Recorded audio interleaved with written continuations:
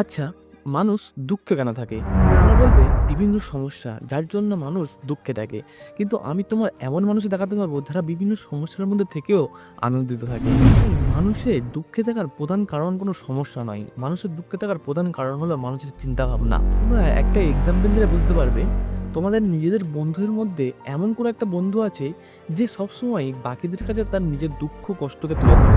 তাদের কাছ থেকে কখনো কোনো আনন্দের খবর, তার সুখের খবর খুঁজে পাবে না। সবসময় তার দুঃখের খবরই শুনতে পাবে। এবং অন্যদিকে আরো একটা মানুষ থাকবে যে দেখবে সারাক্ষণ তার আনন্দের খবর, সবসময় হাসি খুশি মুখে লেগেই আছে। তার কাছ থেকে কোনোদিন দুঃখের খবর সেরকম পাবে না। সে যতই সমস্যার মধ্যে থাকুক না কেন, সে সবসময় আনন্দিত থাকে।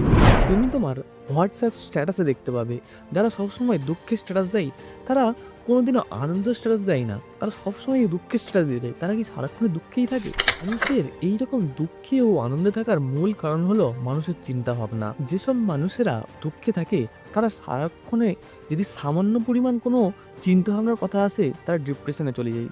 তারা বড্ড ওভার থিঙ্কিং হয়। তারা মনে করে যে তাদের সঙ্গে সবসময় খারাপ হচ্ছে, কিন্তু এমনটা নয়। এই দুঃখে থাকার মূল কারণ হলো তাদের এই চিন্তা ভাবনা। মানুষ যখন বেশি বেশি করে এই কোনো একটা কারণ নিজের মাথার মধ্যে চিন্তা করে, তখন তার সারাক্ষণ সেটাই মনে হয়। তাই জন্য এই চিন্তাভাবনাকে বদলাতে হবে। আমাদেরকে চিন্তাভাবনা করতে হবে যে সব ঠিক আছে। থ্রি ইডিয়টসের কথা মনে আছে? All is well. এই অল ইজ ওয়েলের কথাটা মনে রাখতে হবে যে সব ঠিক আছে। তাহলে মানুষ যতই বড় সমস্যার মধ্যে পড়ুক না কেন, সে ঠিক সেখান থেকে বার হয়ে আসতে পারবে।